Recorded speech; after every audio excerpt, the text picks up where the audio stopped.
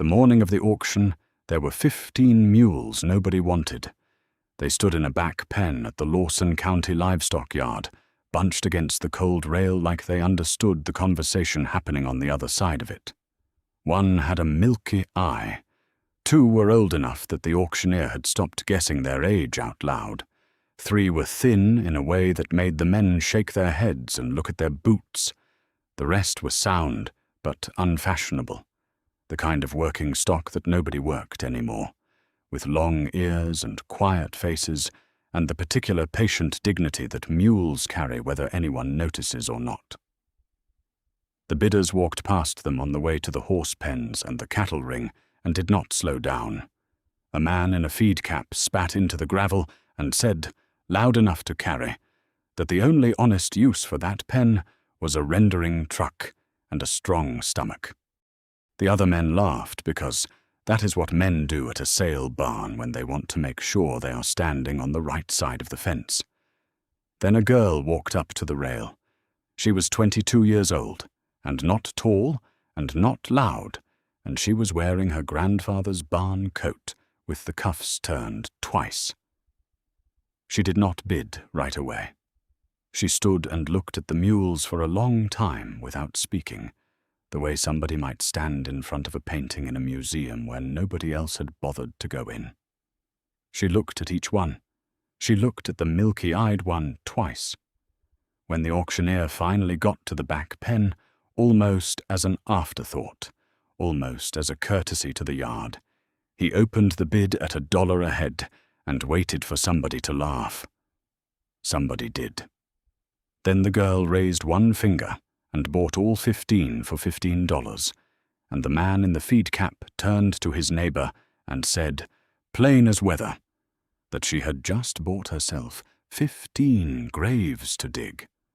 He had meant it as a prediction of failure. It would turn out to be a prediction of something else entirely.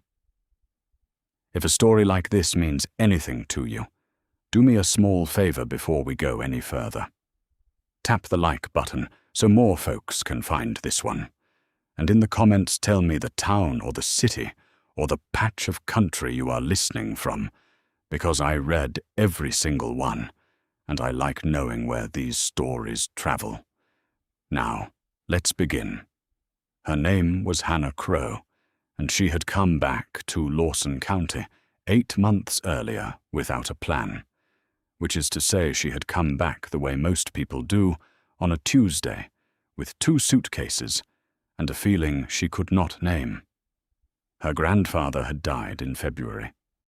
The place he left her was 63 acres of slope and bottom on the back side of Picket Ridge, with a leaning tobacco barn, a farmhouse that listed gently to the south, a spring that ran clear in 3 seasons and rust-colored in the 4th, and a pasture so neglected that the cedars had begun their slow, patient invasion from the fence line in.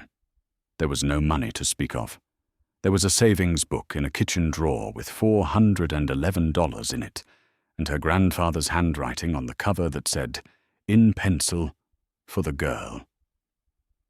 There was a brown ledger in the same drawer that she had not yet opened, because every time she lifted the cover, she smelled his pipe and had to set it down again. There was a great-aunt named Vesta, who lived a mile down the road in a white house with green shutters, and who had outlived 2 husbands and a son, and who answered the door the day Hannah arrived by saying, well, you took your time. Vesta was 81, and wore the same denim jacket she had worn since 1978, because she had earned the right not to think about it. She made coffee that could strip paint, and she did not ask Hannah what she was going to do with the place, because she did not believe in asking people questions whose answers they did not yet have.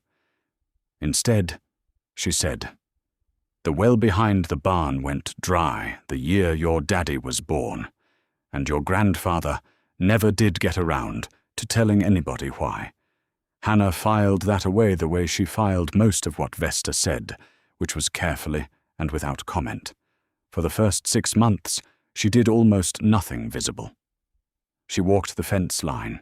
She cut back the cedars by hand because the chainsaw needed a part she could not afford. She read her grandfather's ledger 1 page at a time in the evenings by the light of a lamp that hummed. She learned that he had run mules on that ground until 1991, hauling timber out of the steep coves where a tractor could not go, and that he had stopped not because the mules failed, but because the timber companies stopped paying for selective cuts and started paying for clear ones, and a clear cut does not need a mule, it needs a machine. She learned that he had kept the last 3 of his team alive on pasture until they died of old age, 1 in 1998, 1 in 2001, and 1 in 2004, and that he had written each of their names in the ledger with the date and a single short line. The last line, under the name Ruth, said, "She leaned into the harness, even at the end." Hannah read that line twice, and then went outside and stood on the porch in the dark for a while, without doing anything in particular. By the time the auction came around in October, she had been thinking about mules for 4 months without telling anyone, and she had walked every steep cove on her 63 acres twice, and she had found the old skid trails grown over, but still legible to a patient eye, and she had found something else, too, which she had not yet decided what to do with. She had found, behind the leaning barn, under a flat stone her grandfather had placed there on purpose, a tin box. Inside the tin box was a folded piece of paper with 3 words on it in his handwriting. The words were, "Tell the girl." Underneath, in smaller letters, "Do not disturb until needed." She had put the paper back in the box, and the box back under the stone, because she did not yet know what needed meant, and because she had been raised by people who believed that some things tell you when it is time. The morning she went to the auction, she did not tell Vesta where she was going. She came home with 15 mules in a borrowed gooseneck trailer driven by a neighbor named Carl Pruitt, who had agreed to haul them for the price of a tank of diesel and the entertainment value of watching her try. Carl was 64 and had known her grandfather and had been at the sale barn and had heard the man in the feed cap make his comment about graves. On the drive home, Carl did not say much for the first 10 miles. Then he said, "You know what you are doing." It was not a question. It was the closest thing to a blessing a man like Carl would offer, and Hannah took it as such and said, "I am going to find out." They unloaded the mules into the front pasture at dusk. The animals walked off the trailer slowly and stood in a loose group and lifted their long heads and looked at the ridge above the house, and at the spring below it, and at the leaning barn, and at the girl in the oversized coat. And one of them, the one with the milky eye, walked over and put his forehead against her shoulder and stood there. She did not move for a full minute. Then she said, out loud, to nobody all right. Word got to town before the trailer got back to Carl's place. By the next morning at the feed store on the square, 3 different men had 3 different versions of the story, and all 3 versions ended the same way, which was with a young woman who had inherited a played-out farm and had spent her grandfather's burial money on 15 mules nobody else would take. The man in the feed cap, whose name was Doyle Hatcher, and who owned 1,100 acres on the river bottom, and ran 400 head of black Angus and a fleet of equipment that he liked to mention in passing, held court by the coffee pot, and said that the girl was going to learn the hard way that sentiment did not pay a feed bill. He said the kindest thing anyone could do for her was to drive out there in about 6 weeks and offer to take the mules off her hands for the price of the bullets. The men around the coffee pot laughed because Doyle expected them to, and because Doyle held paper on 2 of them, and because it was easier than thinking about it. The shopkeeper, a woman named Lurline, who had run the feed store for 31 years, and who did not particularly like Doyle, listened from behind the register, and did not say anything at the time. But that afternoon, when Hannah came in to buy a 50-pound sack of sweet feed and a salt block and a roll of baling twine, Lurleen rang her up and then leaned across the counter and said quietly, "Doyle Hatcher has opinions about your mules." Hannah paid in cash and counted the change and put it in her coat pocket and said, "That is one approach."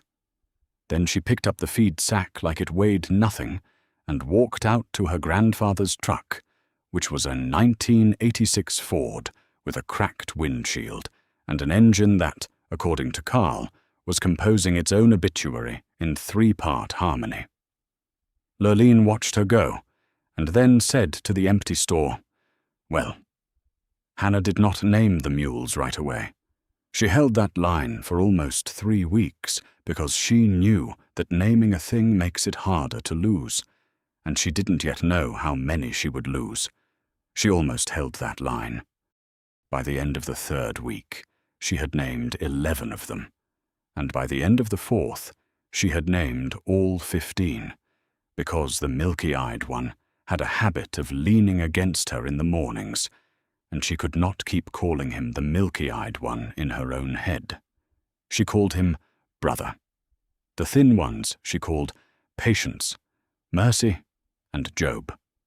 The 2 old ones she called Solomon and Ruth, because her grandfather had used those names before, and because she believed in continuity, even when she could not afford it. The others got names as they earned them, which is to say as she came to know them, which is to say slowly. She kept a notebook. In the notebook she wrote what each mule ate, what each mule weighed when she could guess it, what each mule was afraid of, what each mule liked. Job liked apples. Mercy liked to have her ears scratched and would close her eyes when Hannah did it. Solomon, who was the oldest, liked to stand at the gate in the morning and watch the sun come up over the ridge as if he had an appointment. Hannah wrote these things down because her grandfather had written things down, and because she believed that attention was the first form of respect. Vesta came over in the 2nd week and stood at the pasture gate for a long time without saying anything. Then she said, "Your grandfather worked mules." Hannah said, "I know." Vesta said, "He worked them in the coves." Hannah said, "I know that too." Vesta looked at brother, who was leaning against the gate-post, and at Solomon, who was watching the ridge, and at the rest of them spread out across the pasture in the loose constellation that mules make when they trust the ground they are on, and she said, "Those are the ones." Then she went home. Hannah stood at the gate for a while after she left, and turned the phrase over in her head. Those are the ones. She did not know yet what it meant. She suspected she would. The first hard month was November. The grass had gone brown, and the hay she had laid in was not going to last past January at the rate the mules were eating, and the $411 in the savings book had become $260 after the feed and the wormer and the farrier who came out and trimmed all 60 hooves and refused to charge her full price because he had known her grandfather. And because, he said, watching her work the line with the mules was the most calming thing he had seen all week. His name was Earl Sizemore, and he was the first person, besides Vesta and Lurleen and Carl, who treated what she was doing as a real thing rather than a joke. When he was packing up his tools, he said, "You planning to work them, or just keep them?" Hannah said, "Work them." Earl said, "Doing what?" Hannah said, "I am still figuring that part out." Earl nodded once and said, "When you figure it out, you let me know, because I know 2 or 3 folks who might be interested depending on the answer." Then he drove away, and Hannah stood in the driveway holding the check she had written him for less than his work was worth and feeling, for the first time since the auction, that she was not entirely alone in the thing she was doing. That night, she sat at the kitchen table with the ledger open and a fresh page in her notebook, and she wrote, at the top of the page, "What can a mule do that a machine cannot?" She wrote underneath it, in a list, the things she had been thinking about for 4 months without writing down. A mule can go where a tractor cannot go. A mule does not compact the soil. A mule does not leak hydraulic fluid into a spring. A mule does not need diesel. A mule can pull a single log out of a stand of hardwood without taking down the trees around it. A mule will work for 30 years if you treat it right. A mule, properly handled, is the quietest tool on a mountain. She looked at the list for a long time. Then she wrote, at the bottom, underlined once, selective logging. She closed the notebook. She went to bed.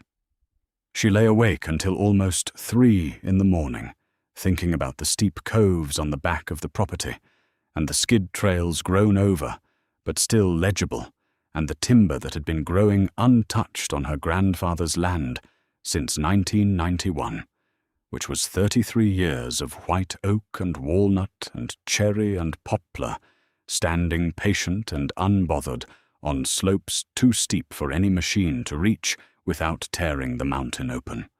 She thought about the small mills 2 counties over that paid premium for clean, hand-pulled logs, because the furniture makers in Asheville and the cabinet shops in Knoxville would pay premium above that for wood that had not been bruised by a skidder.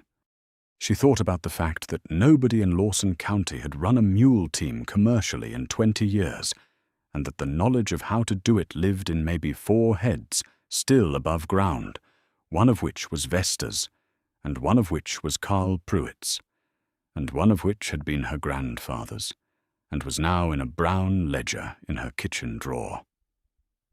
She got out of bed and went to the kitchen and lit the lamp, and opened the ledger to the back, where her grandfather had kept what he called, in his own handwriting on the inside cover, the working pages. She had not read the working pages yet. She had been saving them. She read them now. They went on for 48 pages in his small, careful hand, and they contained, in plain language, everything he had known about working mules in steep country, how to fit a collar, how to read a mule's mood from 50 feet away, how to lay out a skid trail so the logs came down with gravity instead of against it, how to rest a team, how to feed a team working, how to know when a mule was telling you the ground was not safe, and you should listen. The last page, written in a hand that had grown shakier toward the end, said, "The knowledge is not lost as long as one person uses it." She closed the ledger. She put her hand flat on the cover for a moment. Then she went outside in her coat and her boots, and she walked down to the pasture in the dark, and the mules were lying down in the cold grass in their loose constellation, and Brother lifted his head when she came to the fence and made the small, soft sound that mules make when they recognize a person, and she said, out loud, "All right, we are going to work." By the first week of December she had a plan, and by the second week of December she had begun to execute it, which is to say she had walked the back coves with Carl Pruitt and shown him the standing timber and asked him what he thought, and Carl had stood on a slope so steep he had to hold on to a sapling, and had looked up at a white oak that was 4 feet across at the base, and had said, "Your grandfather left you a bank account." He said it without smiling. He said it the way a man says a true thing he has been waiting to say. Then he said, "You cannot do this alone." Hannah said, "I know."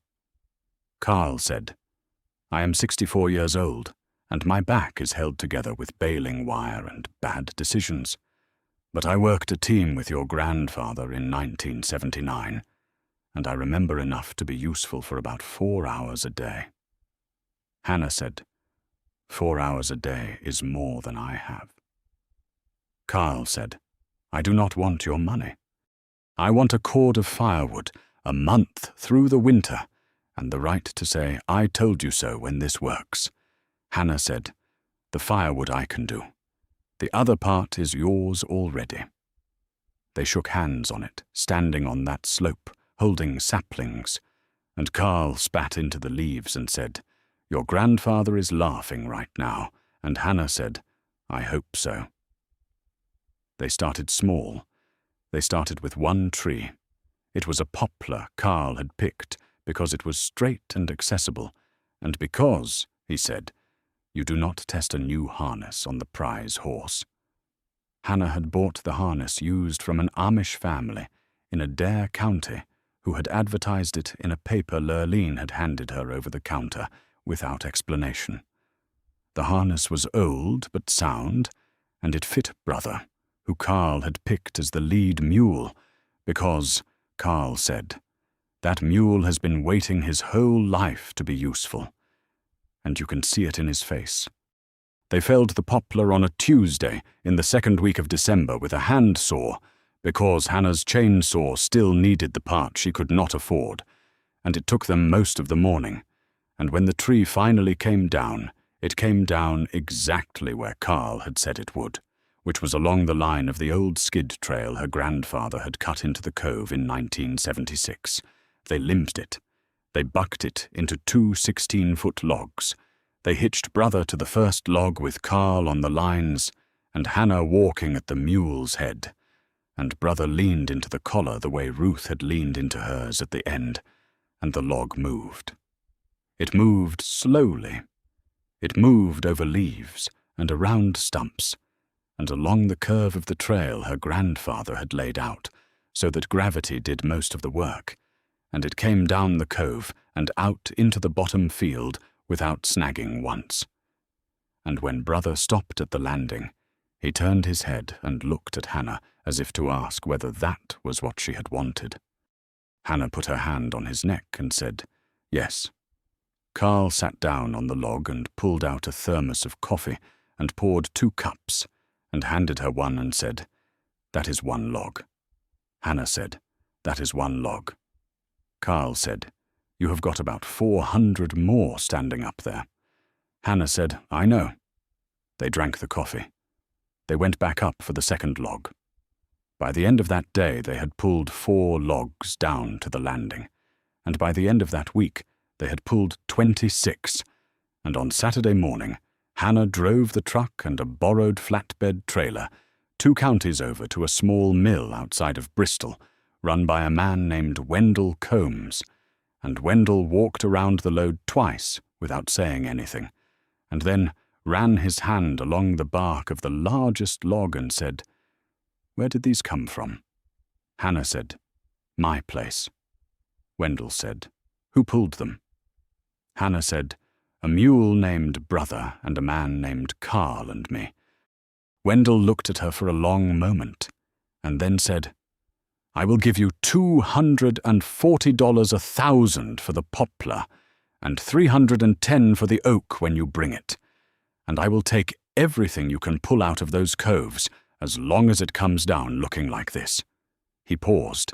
Then he said, "And tell whoever taught you how to lay a log on a trailer that they did it right." Hannah did not tell him it had been Carl.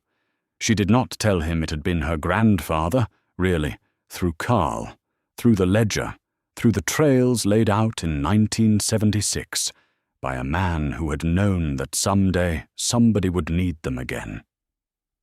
She just said, "Thank you," and shook Wendell's hand, and drove home with a check in her coat pocket for $1,140, which was more money than she had held in her hand at one time since she had come back to Lawson County. She did not stop at the feed store on the way home. She did not stop anywhere. She drove straight to the farm and parked the truck and walked down to the pasture and stood at the gate and looked at the 15 mules in the cold December light. And she said, out loud, "That is 1 load." Then she went inside and wrote it down in the notebook. The next morning, Vesta walked over from her house with a cast-iron pan covered in a dish towel and set it on Hannah's kitchen table and lifted the towel and said, "Cornbread." And then she sat down and poured herself a cup of coffee from Hannah's pot without asking, and said, "Lurleen called me last night." Hannah said, "Oh." Vesta said, "Wendell Combs called Lurleen because he wanted to know if you were who you said you were. Lurleen told him you were your grandfather's granddaughter, and that was all the answer he needed." Vesta took a sip of the coffee and made a face, because Hannah's coffee was weaker than hers, and said, "Wendell Combs bought logs from your grandfather for 22 years. He has been waiting for somebody to walk back into his yard with a load like that since 1991. Hannah set down her own cup and said, "You knew." Vesta said, "I suspected." There is a difference. Then she ate a piece of her own cornbread and said, "You will need more harness before spring. There is a set in my hay barn that belonged to my husband. It is yours when you want it." Then she got up and walked out of the kitchen and across the yard and back down the road to her white house with the green shutters, and Hannah sat at the table for a while afterward, looking at the pan of cornbread and the empty cup, and feeling something she did not have a word for. By Christmas, she had pulled 68 logs out of the back coves and delivered 3 loads to Wendell Combs and paid off the feed bill at Lurleen's and bought the chainsaw part and put new tires on the front of the truck and still had $400 left over, which she put in the savings book in the kitchen drawer underneath her grandfather's pencil note. She did not tell anyone in town about the money. She did not need to. Word moves through a county like Lawson on its own legs, and by the second week of January, Doyle Hatcher had heard from somebody at the feed store, who had heard from somebody at the diner, who had heard from Earl Sizemore the farrier, that the Crow girl had pulled close to $3,000 of timber off her grandfather's back, 40 in 5 weeks, with a string of mules nobody else would take. Doyle held court by the coffee pot and said that anybody could get lucky once, and that he would believe it was a business when she did it for a year without losing a mule or breaking her own neck, and the men around him laughed, because that is what they did.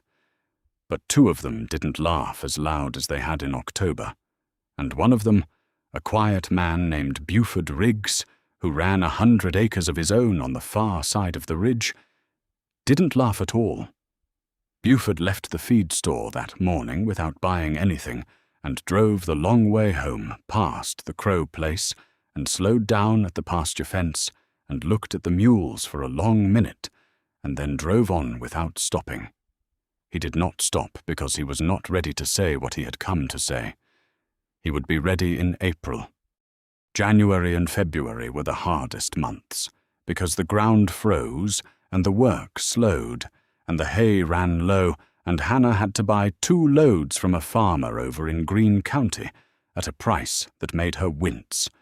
But she paid it in cash from the timber money and didn't borrow $1 from anyone, because her grandfather's ledger had a line in it on page 19 that said, "Debt is a harness you put on yourself."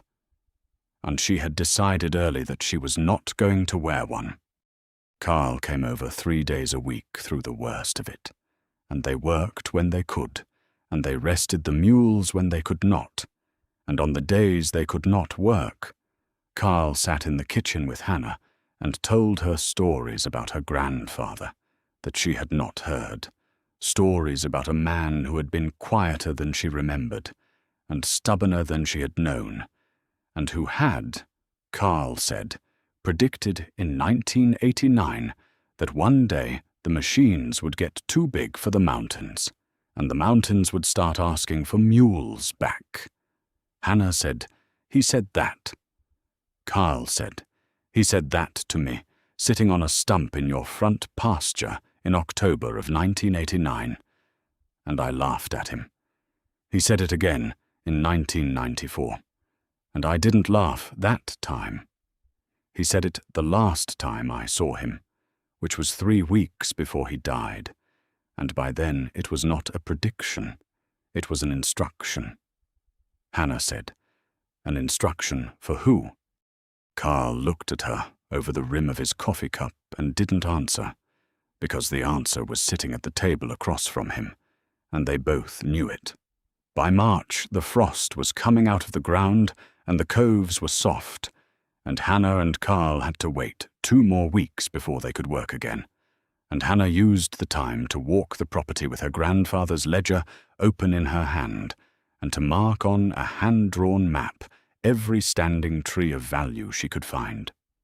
She counted 412 trees worth pulling by her grandfather's standards as she understood them from the ledger, which was to say, trees that were mature but not declining, straight, accessible by a trail that already existed or could be cut without disturbing the slope, and spaced in such a way that taking them would let the rest of the stand grow into the light they left behind. She did the math 3 times. At Wendell Combs's prices, 412 trees pulled over the next 5 or 6 years was somewhere between $60,000 and $80,000 of income, depending on species and weather and how many mules she had still working by the end. It was not a fortune. It was not the kind of money Doyle Hatcher made in a month on the river bottom, but it was a living. It was a quiet, dignified, repeatable living on 63 acres of land that the men at the feed store had written off as played out, and it would leave the mountain standing when she was done, which was the part her grandfather had cared about most, and which she was beginning to care about most, too. In April, on a Thursday afternoon, Buford Riggs drove up the Crow driveway and parked his truck and got out and stood at the pasture fence for a while before he came up to the house. Hannah saw him from the kitchen window and waited until he knocked. When she opened the door, he took his cap off and held it in both hands and said, "I have got about 80 acres of standing hardwood on the north face of my place that I have been told for 15 years is not worth logging, because nothing can get up in there without tearing the whole hillside apart." He paused. He said, "I am starting to wonder if I was told wrong." Hannah said, "You might have been." Buford said, "Would you and your team come look at it?" Hannah said, "I will come look at it. I cannot promise more than that." Buford nodded and put his cap back on and said, "That is more than I came expecting." He paused at the truck door and turned back and said, "One more thing. Doyle Hatcher does not know I am here, and I would as soon he did not find out for a while." Hannah said, "That is your business, not mine." Buford said, "I figured you would say that." Then he drove away. She walked Buford's north face with him the following Tuesday, and found, on his 80 acres, what she had found on her own back 40, which was a stand of timber that had been growing patient and untouched for 30 years, because no machine could reach it, and she told him she could pull selectively from it over the next 2 seasons for 1/3 of what the logs brought at the mill, and Buford said, "That is fair," and they shook hands, and she had her first outside contract. She did not tell anyone. Buford did not tell anyone. Carl knew because Carl knew everything, but Carl did not tell anyone either. By the time the leaves came back on the trees in May, Hannah and Carl and the mules were working 4 days a week on her place and 1 day a week on Buford's, and the second mule into harness was Solomon, who at 26 years old leaned into the collar with the same quiet competence brother had, and the third was Mercy, who turned out to have the steadiest feet of any of them on bad ground. The thin mules, Patience and Job, had filled out over the winter on good hay and grain, and were starting to look like animals nobody would have called rendering stock if they had seen them in May instead of October. The milky eye on brother had not changed, and would not change, but brother did not need 2 eyes to find a skid trail he had already walked 100 times. By June, Wendell Combs had called Hannah twice, asking when the next load was coming, and a furniture maker out of Asheville had called Wendell, asking where the clean oak was coming from, and Wendell had given the furniture maker Hannah's number with her permission, and the furniture maker, whose name was Theo Marsh, had driven up to Lawson County on a Saturday in late June in a clean white pickup truck, and had walked the back coves with Hannah, and had stood at the base of a white oak that had not yet been cut, and had run his hand along the bark and said, "I will pay you $1, a board foot above mill price, for everything you can pull from this stand, if you let me take it green and air dry it myself." Hannah said, "I will have to think about that." Theo said, "Take your time." Then he gave her his card and drove away, and Hannah sat down on a stump and did the math in her head, and then did it again on paper that evening, and realized that one buyer at that price on the standing inventory she had mapped was somewhere north of $120,000 over 6 years, and she sat at the kitchen table for a long time, looking at the number and not quite believing it, and then she got up and walked down to the pasture, and stood at the gate, and looked at Brother and said, out loud, "You are going to have to live a long time." Brother flicked one ear and went back to his grass. She called Theo Marsh on Monday morning and accepted his offer for half her stand and kept the other half for Wendell, because her grandfather's ledger had a line on page 31 that said, "Never sell your whole crop to one man," and she had decided early that she was not going to. In July, Doyle Hatcher came out to the farm. He came alone, in the middle of a weekday, in a truck that had been washed that morning, and he parked at the top of the driveway and walked down to the pasture fence and stood there for a while with his hands in his pockets before he called out for her. Hannah came out of the barn wiping her hands on a rag and walked up to the fence and waited. Doyle did not look at her at first. He looked at the mules. Then he said, "I owe you a conversation," Hannah said. "All right." Doyle said, "I said some things at the sale barn in October that I have been thinking about lately." Hannah said, "I heard about them." Doyle said, "I figured you had." He paused. He said, "My granddaddy ran mules on the river bottom in the 1930s. I have not thought about that in 40 years. I thought about it last week." Hannah did not say anything.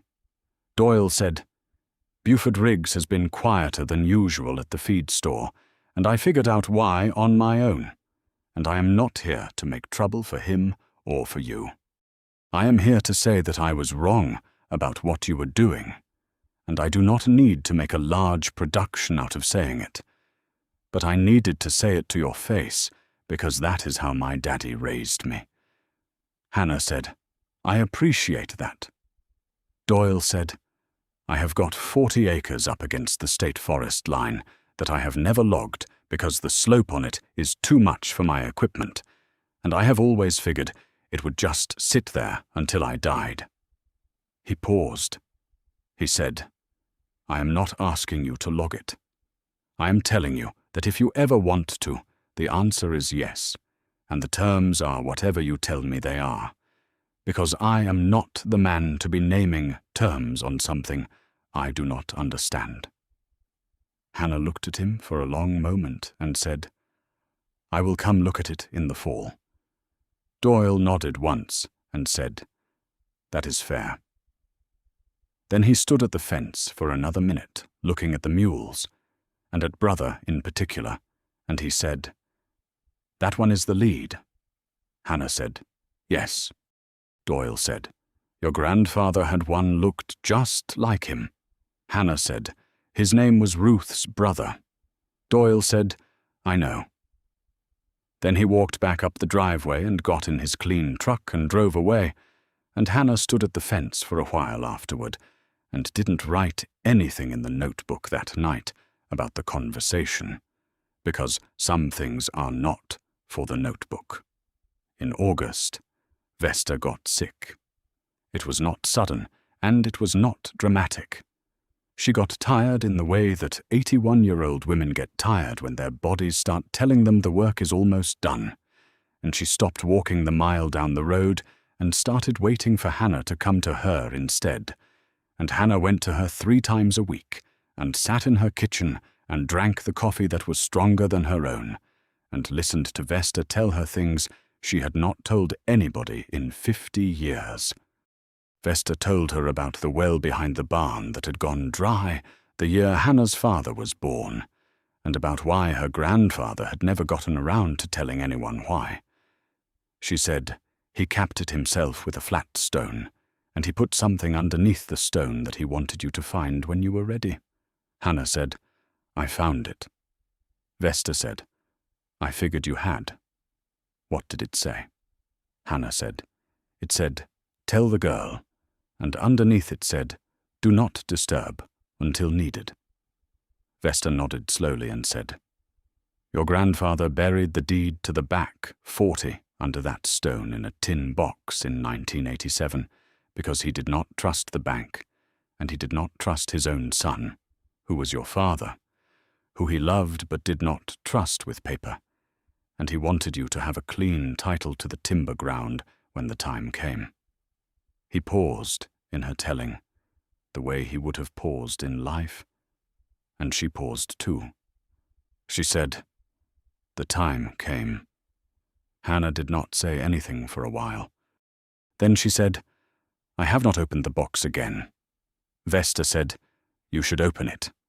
You will need the deed clean and in your name before the first big contract closes, and from what Lurleen tells me, the first big contract is closing in September." Hannah said, "How does Lurleen know that?"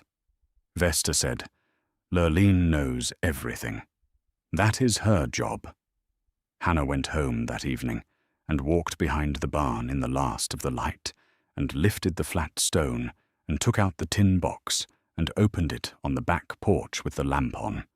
And underneath the folded paper that said, "Tell the girl," there was a second folded paper, which was the original deed to the back 40 acres of Crow land, signed in 1952 by her great-grandfather and notarized and clean, with her grandfather's signature added in 1987, transferring it into a trust whose named beneficiary was, in his careful hand, my granddaughter Hannah May Crow, on the occasion of her demonstrating use of the ground. She read the line 3 times. Then she folded the deed back up and put it in the box, and put the box on the kitchen table, and sat down across from it, and put her hands flat on the table on either side of it, and did not cry. Because she had been raised by people who did not cry at kitchen tables. But she sat there for a long time with her hands flat on the wood and her breath coming slow, and when she finally got up, she put the deed in an envelope and put the envelope in the drawer with the ledger and the savings book, and she said out loud, "All right, Grandad. All right." Vesta died on the 2nd Sunday of September. She died in her own bed in the White House, with the green shutters, with the windows open and the curtains moving in the breeze, and Hannah was sitting in the chair beside the bed when it happened. And Vesta's last words, spoken so quietly Hannah had to lean in to hear them, were, "Those are the ones." Hannah was not sure for a long time afterward whether Vesta had meant the mules or whether she had meant something else, something larger, something about the line of women in that family who had stayed when others left and worked when others quit and kept the knowledge alive when others let it die. She decided eventually that Vesta had meant all of it, the way Vesta had always meant all of it, and she stopped trying to separate the meanings. The funeral was small. Carl came, Lurleen came, Earl Sizemore came, Buford Riggs came and stood in the back with his cap in his hands.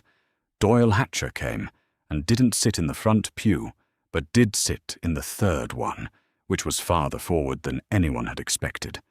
And he shook Hannah's hand at the door afterward and said, "She was a good woman," And Hannah said, yes, she was. And that was the entire conversation. And it was enough. Vesta left Hannah the white house with the green shutters and the 11 acres around it, and the denim jacket from 1978, folded on top of a note that said, "You have earned the right." Hannah hung the jacket in the closet of her own farmhouse, and did not wear it for a long time, because she had not yet decided that she had earned it, and she was not going to decide that on anybody's schedule but her own. The first big contract with Theo Marsh closed in late September, 2 weeks after the funeral, for $31,000 on the first season's pull from the back coves, paid half on signing and half on delivery, and Hannah deposited the check at the bank in town on a Tuesday morning. And the teller, a woman named Mary Ellen, who had gone to school with Hannah's mother, looked at the deposit slip, and then at Hannah, and then back at the deposit slip and said, "Honey." And Hannah said, "I know." Mary Ellen said, "Your grandfather would be proud." And Hannah said, "I hope so," and walked out of the bank with the deposit receipt folded in her coat pocket, and drove home and did not tell anyone in town about the deposit, because she did not need to, because Mary Ellen would tell Lurleen, and Lurleen would tell everyone else, and by the end of the week the entire county would know without Hannah having said a word, which was exactly how she preferred it. By October, 1 year after the auction, she had 15 mules, 3 regular work contracts, 2 standing offers from buyers willing to pay above mill price, a clean deed to 63 acres in her own name, 11 additional acres, and a white house with green shutters that she rented out to a young school teacher for less than market, because Vesta would have wanted her to, a notebook 3/4 full, a LED.